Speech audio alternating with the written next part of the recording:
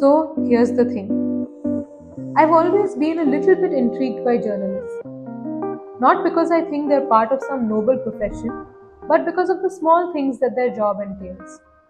Going up and talking to strangers, long hours of uncomfortable travel, and the careful planning and logistics that even a short reporting trip requires. I often wonder, what keeps a journalist going back to their jobs? I mean, the pay is less than ideal, the job can often be physically exhausting, and now increasingly, they run the risk of being censored by the state. It can't all be coming from the lofty ideals of speaking truth to power. I'm sure there's more to it.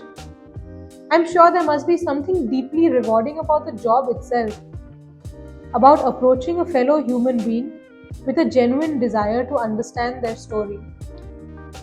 As the Bihar elections rolled in, I saw a lot of chatter in the media about the drama that was unfolding between parties and politicians, with extensive details about who defied which rule and what the election commission had done in response to that. But somehow, all of this coverage seemed to be missing the point. I still had no idea what voters' sentiments on the ground were like, and what their key issues and priorities were. It was around this time that I came across Anant's LinkedIn post about his election coverage in Bihar. His reporting, although not exhaustive, had a refreshing clarity of intent. They were coming from a genuine desire to understand the people that lay at the center of this grand electoral carnival. I invited Anant to the podcast not only to discuss his findings from his 2-week-long reporting trip to the state, but also to understand the process behind planning such a coverage at an independent digital newsroom such as Scroll. Anant holds an MA in Cultural Studies from the Tata Institute of Social Sciences, Mumbai, and has previously worked as a researcher and reporter at the Delhi bureau of the Washington Post. He currently serves as a political correspondent at Scroll. I thoroughly enjoyed our conversation, and I'm sure you will too.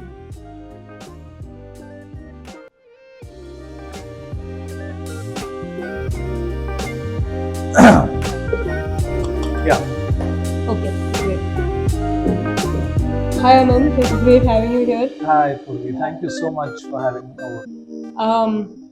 I think my first question would be, like I told you, I was in Bangalore for a year and a half before this, and a lot of the conversations I was part of and the people I was around, like the government only featured as a kind of afterthought in most people's lives, like just based on the sort of social class that I inhabited. For example, like a lot of times you'll hear people complaining about Bangalore roads or things like that. Like that is the extent of the government, like how people think about the government over there. And I think even growing up, like the government is an afterthought for a lot of us. So what was it like for you? Like growing up, how did the government feature in your life? In your imagination, like what was the role of the government? And how do you think that has changed over the last few years of reporting for you and when you sort of did this particular reporting job? No, pretty similar to what you described. The government is, let's just say, people of your and my class are not as dependent on the government as people of different groups. But having said that, we have more in common with each other than we like to admit sometimes. For example, even in the villages of Bihar that I visited, the first thing that most people talk about is roads when they talk about the government, right? They seem to care about roads in a more specific and informed way sometimes than, say, your tech crowd in Bangalore. For example, I have this person who I met in this village called Sirsi. It's part of the North Assembly constituency in Nalanda, Bihar. Rural area, Jantana United stronghold. This person is a late 30s farmer, business owner. He was talking about how the road used to be 6 feet wide and they promised to make it 12 feet wide. But they've done it so badly that earlier at least tractors could pass on it. Now even that has become difficult, right? So he was talking about the road, he was talking about corruption. Just like, people in Bangalore or Calcutta talk about roads and corruption and potholes. But he was talking about it in more detail than you and I do, right? So people of our class have a fleeting interest in government, like you said. right? It's an afterthought. You call it an afterthought. I would frame it as a fleeting interest, and it's very experiential, but also in a passing way, because that experience doesn't affect us as strongly as say somebody in rural Bihar. Our car kind of bounces off that pothole and we get annoyed in that moment, and we talk about how the government can't even do good roads for Bangalore. But these are people whose businesses, whose lives are getting affected more deeply, right? And so they know the specifics of what is going wrong. So much so that this person said this to me when I met him in Harnath. Even after I've come back, he's called me multiple times to complain about that road. I feel bad because I was interested in the politics and I went and reported on the politics. This road was part of that conversation. But he is genuinely convinced that because I'm a journalist from Delhi, if I write about that road in his village, something will happen. It's my limitation that I can't write about that road. But it's also his delusion that he thinks something will happen. Right? But then what I was trying to say is that you and that person have much more in common than you think. Both of you are complaining about roads, and both of you are convinced that the government is not doing enough and will not do enough. It's just that he is making more of an effort to, number one, inform himself about the specifics of that road. Number two, also call up that one journalist he knows and tell him to write about the road in my village and the corruption that's happening in it. Right? So I think it's not like people don't have much in common with each other. It's about how active they are as citizens. And a lot of the upper middle class and ruling class of this country is kind of not active citizens.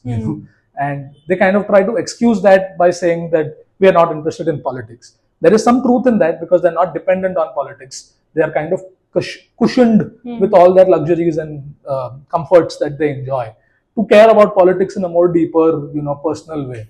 But we have much more in common with each other than we like to admit. Okay, now like going back to your reporting and how it started, can you tell me a little bit about how you guys devised where you would go, what the sort of thought process was, and how you chose which areas you wanted to cover? So broadly, of course, I'll take you back a bit to how we prepare for election reporting. We were obviously following the news from Bihar as a newsroom for a while. Scroll has this team called the Latest Team, which tracks day-to-day news very closely and writes about everything that we think would be of interest to our readers. So through the Latest Team, what the Latest Team used to report, write about, and other news sources, we've been tracking what's happening in Bihar, say, very closely for the last year or so. But closer to the election, about 2 months ago, I started talking to the Scroll leadership, my editor, others in the editorial team, about what kind of stories would be interesting to do, what's happening in the state. And we started discussing ideas. And about 1 month before the election, I stopped working on everything else and only started preparing for Bihar. So that was like the time, in terms of man hours, that was the time devoted to Bihar, to come up with ideas. That 1 month was only research and ideation, right? But they allowed me time to do that. Process, of course, again, Scroll is very reporter driven. So they told me, you come up with your ideas. You tell us what you think is interesting. We'll make a long list first. Then we'll shortlist a few ideas with which you will go to travel. And then you will see what's happening on the ground. Because you go to cover a few stories and then some stories come to you when you're on the ground, right? So long list would have been 10 ideas, shortlist was 5 ideas, I ended up writing about 8 or 9 stories. So that's how it kind of panned out. Broadly, what we kind of worked on through the preparation and the ideation phase was what parts of Bihar would I like to visit, because again, it's a big state, geographically speaking. It's infrastructurally, even though the state has come a long way, it is still not the best state to travel through. So you have to plan your travel very well. There's 3 airports in Bihar that are accessible. Flights are expensive to Bihar. So you have to kind of factor in all of that and plan well in time. So yeah, I decided to cover 5 districts out of Bihar's 38 or 40 districts that Bihar has. And I thought, my thinking was that since it's a government in Bihar that's been in power for 20 years, the best way to figure out whether there's going to be a change or not this time would be to go to the area of the state where they are very strong, like where they traditionally win a lot of seats, right? That happens to be North-West Bihar, the Mithilanchal area and the Tirut division, right? This is Champaran, Paschimi Champaran, Purvi Champaran, Sitamarhi. That whole belt is where they win consistently. If you look at the last 3 or 4 elections, BJP, JDU together have won most of the seats in that belt each time. 2015 they did not fight together. 2015 they were against each other. Even then BJP alone did pretty well there compared to rest of the state. Rest of the state it was wiped out. RJD, JDU fighting that election together. Lalu Yadav, Nitish Kumar coming together swept the state. But North-West Bihar BJP won a few seats. So that area is kind of a stronghold. So we thought, we should definitely do at least one or two stories from that region to get a sense of, is there any mood against the government? You can get a sense of, is there a kind of evident dissatisfaction with the ruling dispensation? Is there a strong wave of support for somebody? If a new political actor has emerged on the scene, is there excitement about that person, right? I'm mentioning all this because when I was traveling through these parts, I didn't sense any enthusiasm or excitement for Prashant Kishore per se, right? Which coming from Delhi, again, I was surprised by, because Prashant Kishore was so visible in the social media, in the electronic media, wasn't visible on the ground. So, and the biggest takeaway, most importantly, was that there was no strong mood against the ruling government. There was a lot of discontent against particular MLAs. So people didn't like their particular MLA, for example. They would complain about the MLA a lot. कि ये दिखाई नहीं देते हैं constituency में, आते नहीं हैं कभी. So about somebody they would say उनका चरित्र अच्छा नहीं है. And somebody said this to me about a particular MLA, a JDU MLA, who this time he was contesting on a BJP ticket. They said this to me about a particular leader, and a few days later his MMS came out just before the election. This stuff also happens. Like, people know this in a way that you and I don't, and we are surprised when it comes out later. Charitra acha nahi hai, somebody said this. But interestingly, the person who said this to me, कि उनका चरित्र अच्छा नहीं है, said I will still vote for the BJP because हम ऊपर देखते हैं, हम नीचे नहीं देखते हैं. So when I was traveling to that part, that's the sense I got, that there is no genuine anger against this government, which is what made it harder to believe that there's going to be a change of government. But anyway, we'll come to all of that. So North-West Bihar was for this reason, which is why I started my reporting from there. We landed in Darbhanga, and then from there I took a car and we went to the Nepal border first, North-West Bihar. And that was the first story that I wrote, which was trying to look at how the big political change in Nepal might or might not influence people on this side of the border. And they meet each other very often, they interact with each other. So this is a story you had planned to do when you went? This is one of the stories that we had shortlisted. And that's the one story that I've got feedback about, that, this is a very scroll story. Like, we didn't see the story, anybody else do this story, Yeah, it's a very particular angle. It's a very particular angle, just trying to see if, this big political change in Nepal has kind of driven anti-incumbency on this side. Actually, I'd like to pause you there. What were some of the sort of sources you used before you went on field? Like, how did you sort of try to gauge the mood? Was it just online stuff, or like? No, I mean, what were your sources? There are other reporters that one reads regularly. If you want, I can name national or regional? National and regional, both. But you read a set of publications, right? So I read the Indian Express religiously, and Santosh Singh is their main person in Bihar. So I would read all of Santosh Singh's stories. Santosh Singh has also written books about Bihar. I was reading one of them before the election that helped me understand a lot of stuff. If you want, I can tell you the name of the book. Yeah, sure. It's called Ruled or Misruled. Okay.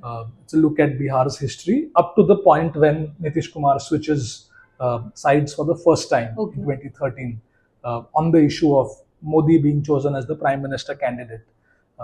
Good book, helped me a lot. I read Sankarshan Thakur's book. Sankarshan Thakur is not there anymore. He passed away this year. He used to be the editor of The Telegraph, which is a Calcutta newspaper. So he was from Bihar, and he has written wonderful books about Bihar. So I read his book. It's called The Brothers Bihari. It's a in-depth look at both the main political actors of Bihar who have shaped, you could say, the last 3 or 4 decades of Bihari politics.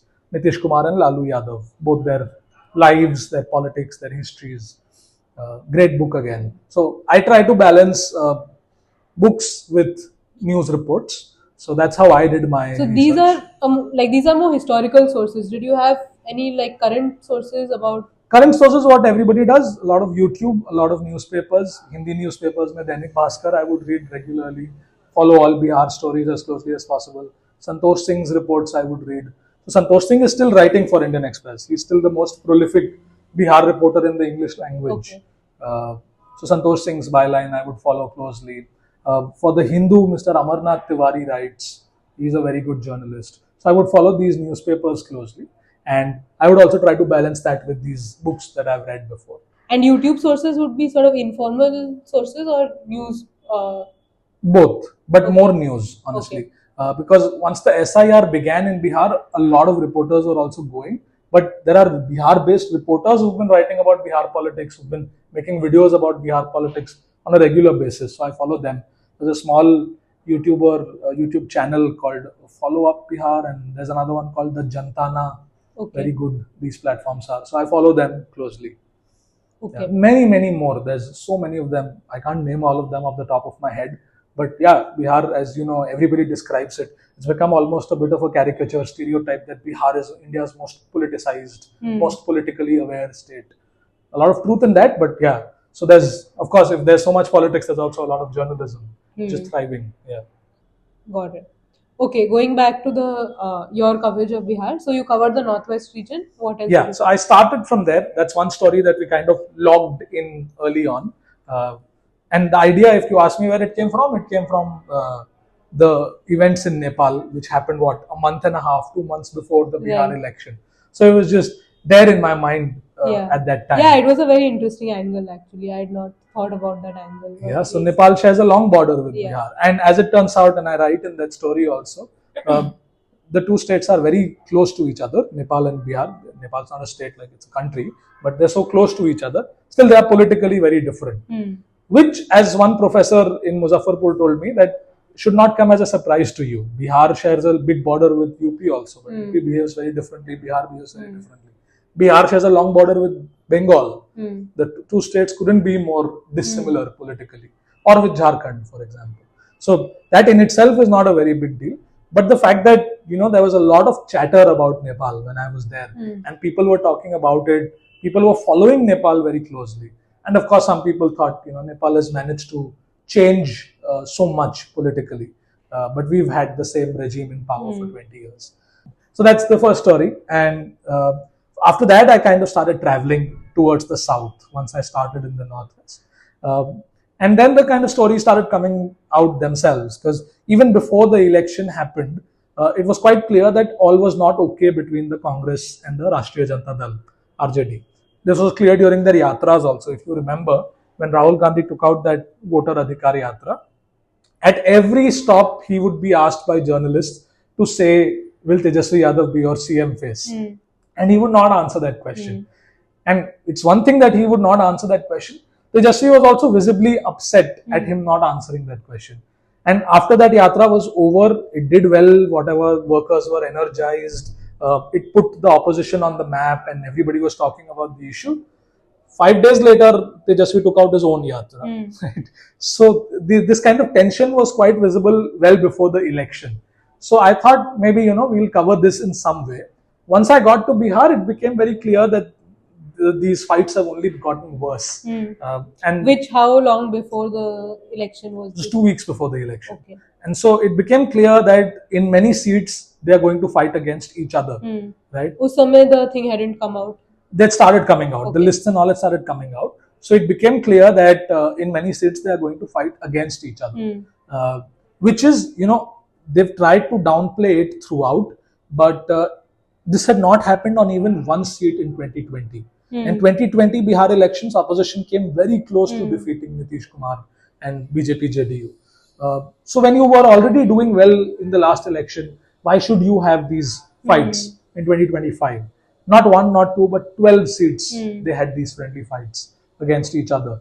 And so once that became quite apparent, I thought I'll try and go to one of those seats where this is happening. Because I thought that'll be a good way to kind of look at it from the ground, the view from the bottom, how this friendly fight is playing out. So Vaishali was close to Sitamarhi. So I drove down from Sitamarhi to Vaishali. Vaishali is one of the seats where this was happening. And there I got a very clear idea that this is nothing, there is nothing friendly about this fight. That became very evidently clear when I was there. So I thought, that's the one story that I am happiest about that I wrote.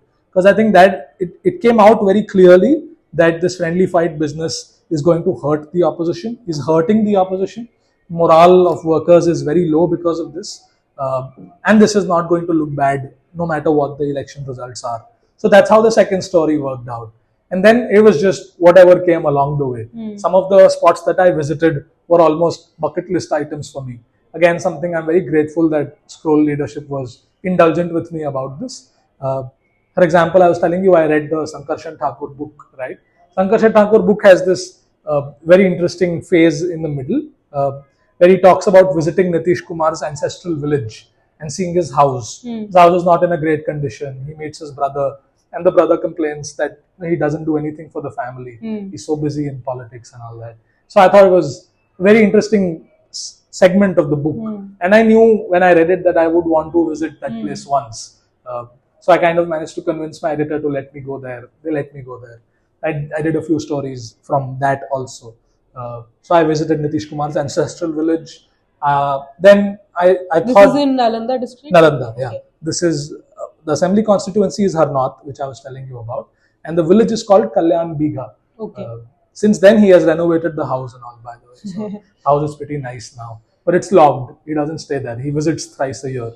So, yeah, I visited Nitish Kumar's ancestral village. Then I wanted to visit the traditional constituency of the Yadavs, Lalu Yadav, and then Rabdi Devi, and finally now Tejaswi's own constituency. It's called Raghavpur. It is very close to Patna. So my last 2 days were in and around Patna. So I thought maybe just make a visit to Raghavpur as well. Okay. Some of this is just, any outsider who goes to Bihar for politics will definitely try to tick these boxes. So some of it was very basic stuff also. But I spent a lot of time then in Patna covering this constituency, which is almost like outer Patna. It's called Patna Sahib. It's Gurudwara. Okay. Patna Sahib, uske naam pe constituency hai. There, interesting thing happening. A young candidate from the Congress was contesting. His name is Shashant Shekhar. He lost, but he has worked in IPAC before with Prashant Kishore, the political consultancy. So he's a young guy who's coming from consultancy. His campaign was all about being from IIT and IIM, which is where he studied. Interesting candidate. So I spent some time with him also. I didn't write about him, but I thought of observing. Like you met him and stuff? I met him. Okay. I met him. I visited the constituency. I met his opponent. BJP won the election. So yeah, then it was all, ticking some basic boxes, spending some time in the city, getting to know people. That's it. Okay. From going there, like what was the sense that you got was the main reason for so much infighting between Congress and RJD? Like everyone's talking about it, but did you sense something when you went there? So there are many reasons why they don't get along fully. If you ask me what the core problem is that many of these parties, not just the RJD, grew at the cost of the Congress. Right? If you look at Bihar's political history also, up to 1990, Congress has been in power, more or less. And then 1990, Lalu Yadav wins for the first time, and the Congress never comes to power again. Right? So it's fair to deduce that these parties have grown at the cost of the Congress. And over time, of course, Congress has developed a relationship of accommodating them, working with them, respecting them, as it should. But there are elements in the Congress party who still harbor this kind of sense of injury almost, this sense of grievance that these parties have all grown at our cost, have taken away our voters. You and I know this very well because we are in Bengal. Yeah, that's what I was thinking. Trinamool Congress literally came out of the Congress. Right? Yeah, you hear about that a lot, the friction between the two parties in Bengal. Mamata Banerjee walked out of the Congress. I mean, you don't see that much here because there is no friction. She's finished off the Congress. There is no Congress anymore. There is a Congress in name, but it's not even a shell of itself. There's only like bits and pieces left. Yeah, I think when you're thinking about like politics from a slightly macro perspective, or you're thinking about a state from an outsider's point of view, it's like politics is always also between the people, like in the parties at the regional level, right? Absolutely. And there's a lot of friction and sort of bad blood over there, which you're spot on about this. In fact, most of our politics is playing out in a local way and at the local level. a lot of analysis is unnecessarily spilling ink, taking a macro view, trying to derive meta narratives, macro analysis out of everything. But it's actually playing out on a very hyper local way. And I think people haven't forgotten, I guess. People don't care about these big ideas as much as we like to think they do. It's all happening at a very local level on small issues. And it's important to kind of pay attention to that in order to link it to the big picture. So I think the core issue between the Congress RJD is this, that Congress, big sections of it actually harbor the feeling that this is a party that's grown at our expense. Linked to that is the second feeling that this is a party that's grown at our expense, but it is not doing a good job of opposing the ruling dispensation. Right? What do I mean by that? You'll talk to anybody in Bihar and they'll tell you, Congress का यहाँ पर कोई जनाधार नहीं है. Congress has no social base in Bihar. Why do they say that? They say that because Bihar politics, unfortunately, it is driven by caste, but a lot of analysts and commentators behave like you can pick up the Bihar caste survey, go through each caste, 5% of the population, for example, and say that this 5% is with this party, this 3% is with this party. It's nonsense, it's bogus, right? There is not a single caste for which you can say that 100% of the votes go to one party. Nobody votes like that. Caste is not the singular determinant behind anybody's political choices. But commentators and analysts make it sound like that, right? So a lot of people behave like all castes in Bihar can be divided between different political parties. And because the Congress doesn't have any particular caste behind it, Congress has no social basis in Bihar. But that narrative is kind of stuck, like it's stuck and everybody believes it, right? So everybody thinks whatever 8 or 9% of the vote that Congress gets, it's actually vote that it has borrowed from the RJD and the communists. So the RJD holds that sort of against the Congress? No. RJD also holds. This is what RJD says about the Congress, by the way. So right now, after the election also, this chatter is happening about Congress-RJD tension, right? And recently, some RJD spokesperson, RJD state president has said that Congress, if they want to go separately, they can go. They'll find out what their real strength is. The real strength phrase is coming in English. Actually, what they tell you on the ground is Congress को अपनी औकात पता चल जाएगी अगर अकेले लड़ेगी तो. So this, you're right. RJD वाला say that Congress का कोई जनाधार नहीं है. The same people who say कि RJD का जनाधार है Muslim और Yadav. Muslim about 17%, 18% of the population. Yadav about 14-15%. They are the people who will say that this 32-33% block is with RJD. That is the RJD's core strength. Again, nonsense. It's not like Yadavs don't support any other political party. It's not like Muslims don't support any other political party. In this election, Muslims have voted for Owaisi's party in 5 seats and voted it to power. Muslims have voted for other candidates also. So this is nonsense, but analysts have kind of made this kind of stick. So a lot of people think when the Congress says कि this party, this RJD, has grown at our expense. And number 2, it's not doing a good job of opposing the ruling dispensation, right? Why? Because this Janadhar theory, RJD is stuck with the MY Janadhar, right? Congress apparently has no Janadhar, right? So you're caught in a trap where you've got say 30-35% votes and you're not able to move beyond that because your opponents have mobilized all other communities by telling them that this is a party that only supports 2 castes and that only gets support from 2 castes, whatever. So for whatever reason, RJD will say that Congress brings no caste to the table and Congress will say that because of RJD, we are stuck with only 2 communities, right?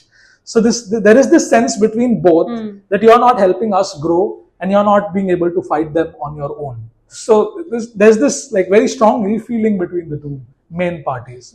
Contrast that to the BJP and JDU. They also have a lot of issues which were very evident in the election, right? JDU supporters, strong supporters feel like you can't trust BJP. And that's because BJP last few years has had a track record of kind of taking away factions of its alliance parties, right? It did that in Shiv Sena in Maharashtra. So BJP is not considered a very reliable, good ally by a lot of people. So this, I heard this in Bihar. Nitish, right? Yeah. So BJP voters are very upset. Like I met BJP voters who would tell me ki we want him to go, we want him changed, but what to do? We'll have to vote for him because we can't vote for the RJD. So they also have tensions but they still, the alliance works very well. Like their voters vote for each other. Main thing about electoral And there politics was no is overlap, right, between in terms of the seats. no, not even one seat. They did not fight against each other on even one seat. In fact, both parties gave up seats, right? So JDU was fighting 14 seats fewer than last time. 2020 JDU contested some 115 seats. This time it contested 101 seats. Same for BJP. BJP contested 110 seats last time. This time it contested 101. Right. So both actually gave up a few seats. JDU gave up more, right? So yeah, and they also gave up seats for each other. Like one seat where JDU had a sitting MLA, JDU gave that up for BJP because BJP Deputy Chief Minister Samrat Chaudhary wanted to contest from Tarapur. Okay. Tarapur was with JDU, and BJP in return gave up 2 such seats for JDU. So yeah, they not only gave up seats for their allies, they also gave up seats for each other. Cool. Can you talk a little bit about sort of the religious sentiments in Bihar, like just a general environment of like religiousness or whatever? So that's and a little bit in the context of, because when you think of BJP, like religion is a very big part of it, right?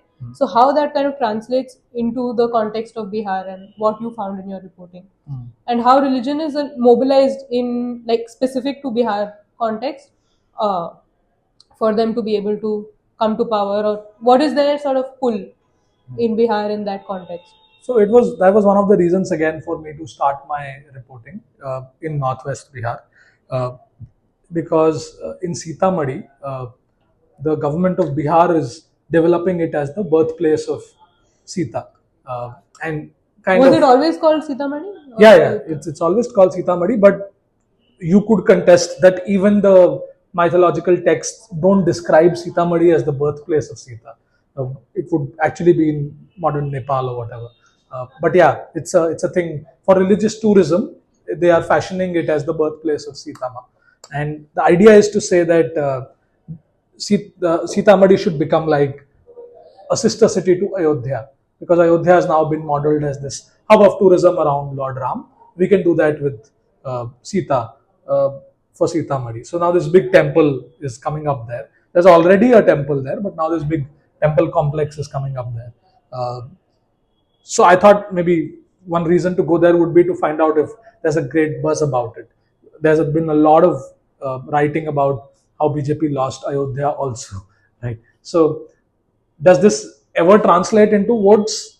Debatable. But in Bihar itself, not only Sitamarhi, in fact, I found in most places that I went that the campaign was not very driven by religion or religious conversation. And then, most people, analysts, Biharis who've been writing about these issues have consistently said that Bihar is a deeply religious place, but it's not a communal place. In the politics of Bihar, communalism doesn't play such a big thing. It's a joke amongst journalists that keeps coming up that UP dharmik nahi hai, sampradayik hai.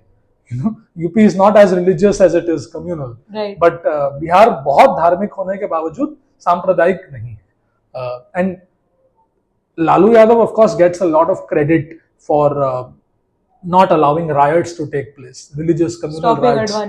Stopping Advani's Rath Yatra, arresting him in Samastipur, which is a big moment in Bihar politics, right? And it's something that Muslims of Bihar credit him for a long time. But it's very much continued in the Nitish era also. So both Lalu and Nitish that way are kind of cut from the same cloth. They come from the same party, Janata Party. They come from the same university politics era also. So both are, you would argue, fiercely secular people. It's just that Nitish has allied with the BJP for a long time and Lalu has never allied with the BJP. But as chief ministers, both of them have a pretty good track record of ensuring communal violence doesn't take place. And as a result of that, one would argue that communal politics has also not found as much success as it has in other places. But you could also then immediately ask, why has the BJP won so many seats? There's this political scientist called Ashwani Kumar. He teaches in TIS, he's written books about Bihar. He told me this, that the BJP is different things in different places, like all good political parties. So BJP may be very communal, very Hindutva in some places, like say Himachal Pradesh or Uttarakhand or Gujarat, but it is not that in other places, right? So in Bihar, this Ashwani Kumar's argument was that Bihar BJP is not what you think it is, right? Bihar, it is operating as a different entity. At the same time, in the election campaign also, you heard top BJP leaders talk about infiltrators, so-called infiltrators, and refer to them in religiously loaded language, just stopping short of calling them Muslims, but making it clear that they're talking about Muslim infiltrators. But there's no evidence to suggest that that had a lot of uptake in Bihar. So yeah, it's an odd fact about Bihari politics, and we only talk about Hindutva, but you can see the direct corollary of that in Muslim politics also, right? This jailed activist Sharjeel Imam, who was accused of sedition among other things, and he's in jail for a UAPA case. I'd interviewed him because he was planning to contest the Bihar election, and he told me that his father was a politician. His father was a politician with JDU. So he told me that for the Muslims of Bihar, it's actually a very good thing if the JDU stays strong and the RJD is also strong, because that means the Muslims have options. They have a finger in the pie in both coalitions. So religion is not the only factor. On which they vote, right? So they vote for other issues also, as it should be. All citizens should vote for everything. Feels very interesting when you sit in Bengal and you see it. So, and Sharjeel Imam in fact said this specifically, that if the JDU gets weak, Muslims of Bihar will have to behave like Muslims of Bengal, which is close your eyes, shut your eyes and vote for Trinamool Congress, because you vote out of fear of the BJP. Right. Imagined or real separate issue, but there is fear of the BJP in the Muslim mind. So Sharjeel Imam said this to me before the election, and he said that his father used to say this to him. His father always used to say this to him, that a strong JDU is good for Muslims. As it so happens in this election also, Muslims have voted for other parties. It's quite clear. Not just the JDU, they have voted in good numbers for the AIMIM also. Now, if you're an opposition supporter, if you're in the opposition, you will feel bad about this. You'll feel like you did not get the Muslim vote that you were so committed to, you were so hopeful about. I would say you took for granted even. You didn't get it, right? But from a neutral point of view or from a Muslim point of view, they should have all the options, and they exercise the options. So even Muslims, I'm saying, in Bihar, don't vote only on religion. Just like Hindus don't vote on religion. And other religions are very small in numbers in Bihar. But this is a fact about Bihari politics. At the same time, I've met social scientists, I've met professors who say the kind of slow communalism is happening, is on the boil somewhat. There is more religiosity in society. Don't even talk about just communalism. Generally, people are becoming more religiously oriented, more religion conscious. They are practicing their religion more vocally than before. Politically, it hasn't manifested itself, at least not in this election.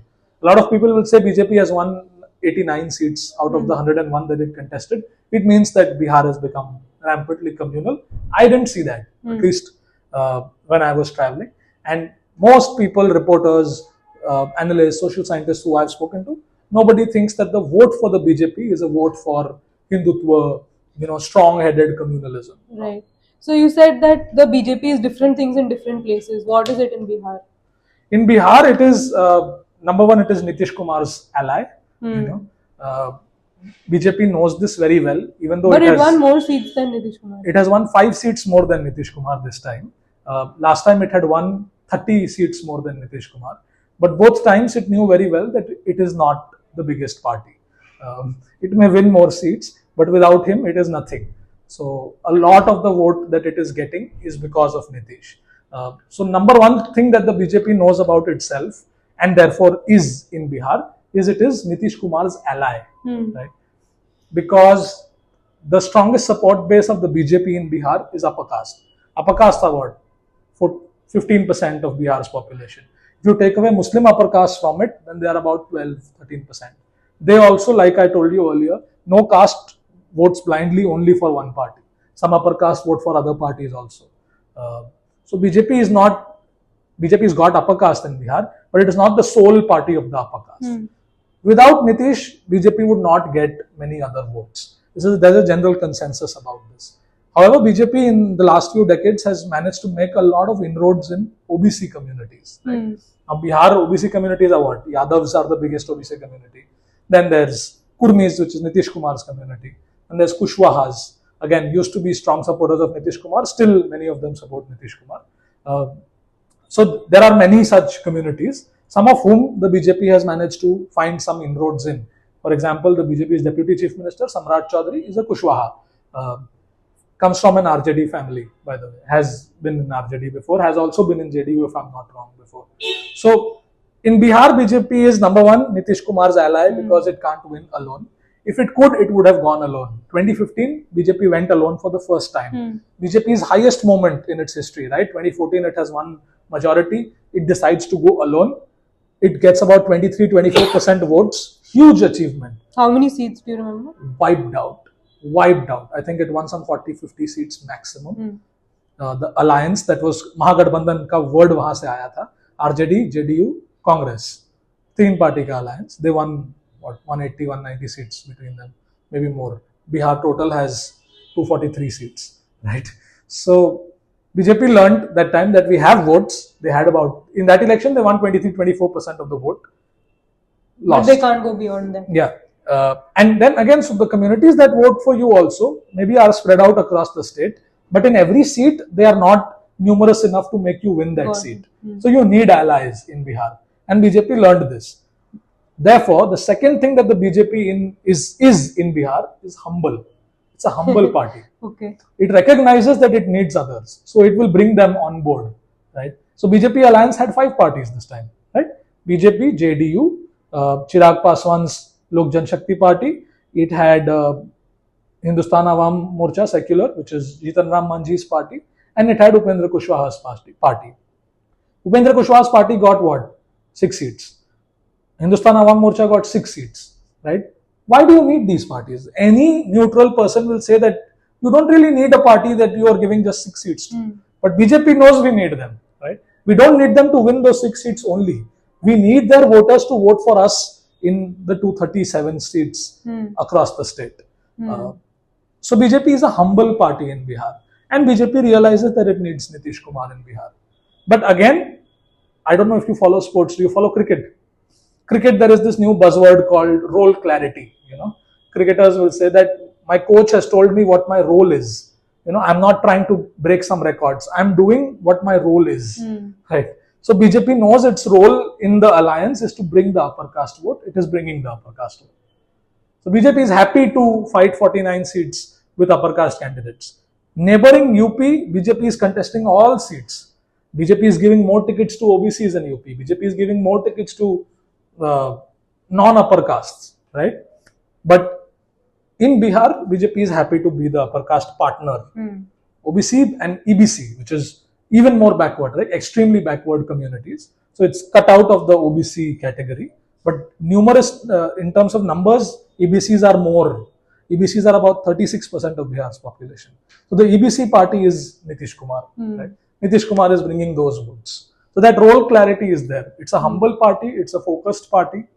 It's a junior party. That's my contention. Yeah, it's an upper caste party. It's an upper caste party other parts of the country also. Finally, I would like to ask, this idea of Vikaas versus caste has always been there when you talk about Bihar politics and Bihar elections. How did you see it play out when you went there, like on the ground and in people's imagination and how they're voting?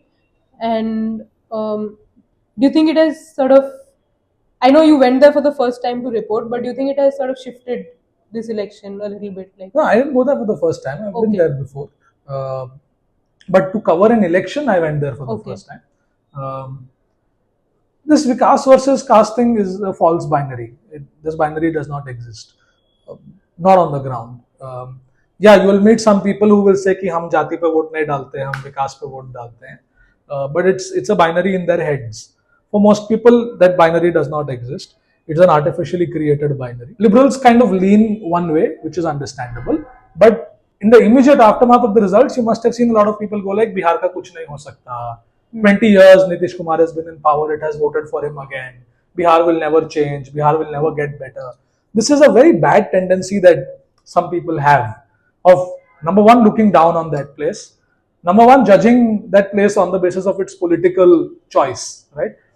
A lot of these people think they have voted for Nitish Kumar, hence they are dumb people, they are backward people, hence they are destined to be backward people, and the state is going nowhere. Why does he have such a bad rep outside of? He doesn't. I mean, he's won an election record with record numbers, right? No, but within the people that are in this, making this commentary. Yeah, so in this liberal class, he's seen quite negatively for two main reasons, I think. One is that he has allied with the BJP, which is considered like a politically untouchable party, right? Because of its Hindutva. And he has chosen to be in alliance with them for all these decades. But more importantly, he is kind of judged very harshly because of his flip-flops since 2013. Since 2013, he first left the alliance with the BJP, went with the opposition, then went back to the BJP, then came back to the opposition, and now he's back with the BJP. So these flip-flops is the reason why people say that he's sort of morally questionable character politically. You could debate that, but I'll tell you the view from the ground. One thing that a lot of people say repeatedly is Nitish nahi palte hain. So his opponents call him Paltu Chacha, right? Paltu Chacha hai. So RJD calls him Paltu Chacha. Nobody considers him Paltu on the ground, right? Barring like very strong vocal supporters of the RJD, that you will not find people using that word a lot. In fact, his supporters will tell you that Nitish to nahi palte hain, Nitish मुख्यमंत्री थे, Nitish मुख्यमंत्री हैं. आसपास वाले लोग पलटते रहते हैं. RJD एक बार बोलती है कि नीतीश पूरे हैं, फिर आरजेडी नीतीश के साथ अलायंस कर लेती है. बीजेपी बोलती है कि नीतीश के साथ दोबारा नहीं जाएंगे, फिर वापस नीतीश के पास आ जाती है. So it's one thing to say that Nitish is wrong because he switches sides to stay in power, but all these opponents that he has also keep changing their view about him and supporting him, right? Why? So if he's wrong, then they are all just as wrong. That's the framework, right? So I think it's coming from there. But honestly, I don't like this tendency that people have of dismissing the state for this choice. As many people have pointed out, caste is a reality of politics across the country. Even in Bengal, which likes to behave as if caste doesn't exist or caste is not politically important, right? Caste is a reality of Indian society and it shapes politics in a fundamental way. Some places more than others, Bihar perhaps more, but caste versus Vikaas nahi hai. There is, you could say that caste is Vikaas, which is what I was telling you about Professor Ashwani Kumar. His book basically argues this. His book argues that in the 80s and 90s, the book is called Community Warriors, by the way. It argues that in the 80s and 90s, Bihar saw tremendous caste violence, right? And different caste communities made their own militias, their own armies, and there would be midnight raids, there would be wars, there would be carnage, they would destroy lives, they would kill people, rape women, and then there is a sudden surge of these caste-based political parties. First, of course, the Rashtriya Janata Dal is the party of all backwards, but then different backwards kind of start separating from it and making their own political parties. Now we've come to a point where almost every caste, which has about 4 to 5% of the population of Bihar, has its own political party. Hindustan Awam Morcha is considered the party of the Musahar caste. It gets other people's votes also, but its leadership is Musahar. Likewise, Chirag Paswan is considered the party of the Paswans. So, Ashwani Kumar argues that because all these parties have emerged and they are all trying to compete with each other to become a part of the system, become a part of the government, that way, caste has allowed people to participate in the system, people to get a share of power and therefore participate in development. And Vikaas is a very chota thing compared to caste. What is Vikaas? Whatever you and I consider development is an understanding of economics that has emerged in the last 100, 150, 200 years. Caste has existed for at least 2000, 3000 years now. So caste is a much bigger beast than Vikaas. But I don't think there is any problem plaguing Bihari politics, or that Biharis are, doomed to be inferior or whatever because they've voted for the same government. Circumstances keep changing. 2020 was a different election from 2025. A lot of people are saying, why did Bihar go back so strongly? 2020, when it came so close to making the opposition win, what has gone so bad in 5 years for the opposition, or what has done so well for Nitish Kumar in 5 years that people have given him such a strong mandate, right? In fact, if anything, visibly it looks like Nitish Kumar's health has deteriorated in these 5 years. And if anything, it looks like Tejasvi has gained more experience. Then why did this happen? And you and I have not been in Bihar for those 5 years. So we don't know what that day-to-day conversation was like. What we can deduce is between 2020 and 2025, 2024 Lok Sabha elections happened. In those Lok Sabha elections, one big change was Chirag Paswan had contested 2020 against JDU, right? And hurt the JDU in a lot of seats. 2024 he contests with JDU and BJP, right? And with him, they have such a strong coalition that they win 30 or 31 out of 40 Lok Sabha seats in Bihar. If you convert that to assembly seats, out of 243, they were winning 170. So last year, they were in a very solid place. Right? A lot of commentators are saying 2020, when they were losing, how did they win this time? About 2024, they showed you how strong they are. And then, of course, there's been a lot of analysis of this vote chori business, right? And how much the opposition focused on it in the election. They took out that whole yatra on vote chori. I was talking to, I'm nobody to give you my own opinion on this, but I was talking to one of the parties in this alliance. And right, I'll tell you which party. CPIM I was talking to. CPIM is a very big force in Bengal. CPIM was part of the Bihar alliance also. And one CPIM leader told me that we made a mistake by focusing on vote chori so much, because it led to a suspension of politics from our end. When the SIR happened, we got so worried about what this will lead to. Will it lead to our voters getting deleted en masse, that we focused all our energy on the SIR. What we didn't realize is that there is a normal politics that we have to keep doing. Right? Election aa raha hai, election 4 mahine mein hoga. We have to talk about issues, we have to create a narrative, we have to create a sentiment that will lead to change in power. While we were talking about SIR, while we were trying to ensure that our voters don't get removed from the voter list, ruling government was launching scheme after scheme after scheme. The 10,000 scheme came out. They gave free electricity. There were a bunch of schemes. There's so much attention on that 10,000 rupees, but this government gave a bunch of schemes. It increased pension for old age, increased pension for unemployment. There was some laptop scheme for local level government workers. So everything it kept bringing out, right? And again, not one scheme magically helped them win the election. There's a host of schemes that helped them deal with anti-incumbency. If some voter was feeling upset about changing the government this time, they got something and they were like, fine, it's okay, same government can go on again. It's not, like I was telling you in the beginning, it's not an enthusiastic vote that Nitish Kumar is going to change my life in 5 years. It's a vote like, it's fine, it's a government that's all right, it can keep going. वैसा type का vote है, resigned vote है कि ठीक है चलने दो, यही ठीक है, वो आएंगे तो क्या करेंगे पता नहीं. So it's that kind of a vote. And these guys at that time were talking about vote chori, they were talking about voter adhikar.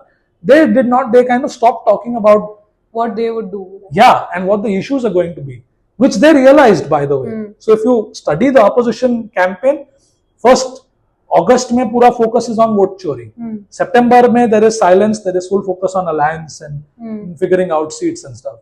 Late October, they start talking about the election issues. And then there is a range of promises that they make. Now there's been a lot of analysis that those promises people found unbelievable. But more than believable or unbelievable, they were made very late. They were made in an incoherent manner. You make promises before the election and then you have to communicate those promises. गांव-गांव तक आपको वो बात पहुंचानी है. आपके सामने वाले आपके ओपोनेंट ने गांव-गांव तक पैसा पहुंचा दिया और आप अपनी बात पे नहीं पहुंचा पाए. So, people, the point that I was making is that, people judge Biharis very harshly for this political choice. But you have to understand the specifics of that choice.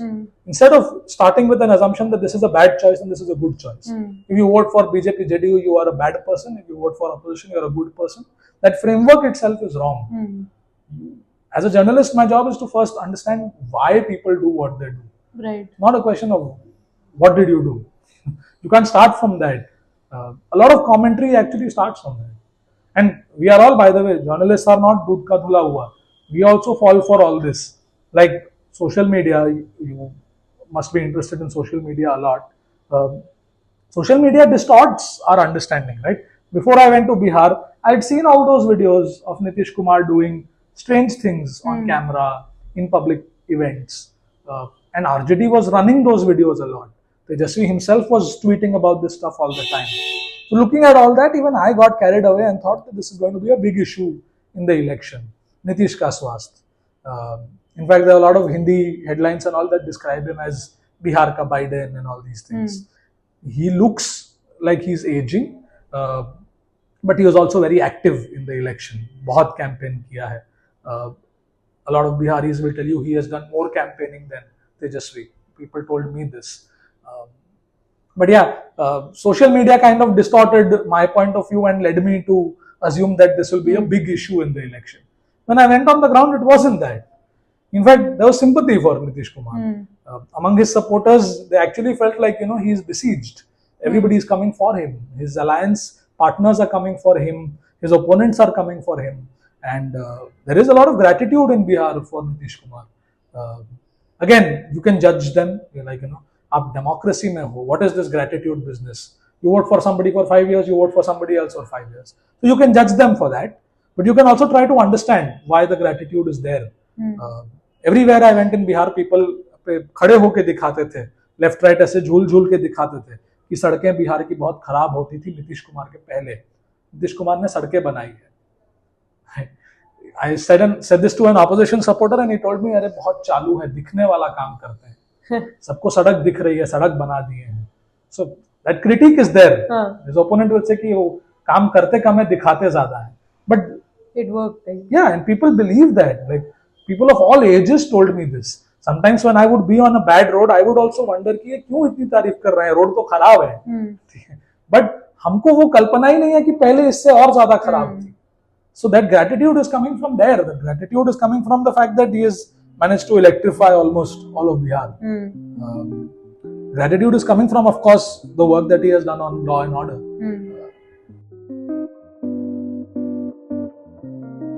Okay, I think this was a great conversation, lot to learn. Great, I'm so glad we could do this. I'm glad that you found it useful. I hope that you keep reading Scroll, and lovely to stay in touch with you. I quite look forward to seeing more of your work. So that was the first episode of the Documenting Culture podcast. I'm the host Purvi Rajpuria, and with me I had journalist Anant Gupta. Show notes to this episode, along with Anant's byline from Scroll, are linked in the description. Do email me with your thoughts, suggestions and feedback. My email ID along with my socials are mentioned in the description as well. I look forward to many such interesting conversations in the future. Stay tuned.